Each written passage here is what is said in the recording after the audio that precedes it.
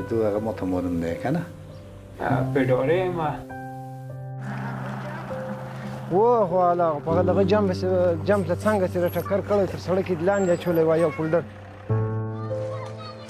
انا هر سهار ځغلو خورم ټاپ ودرولو بیخي په پښو یې واچولو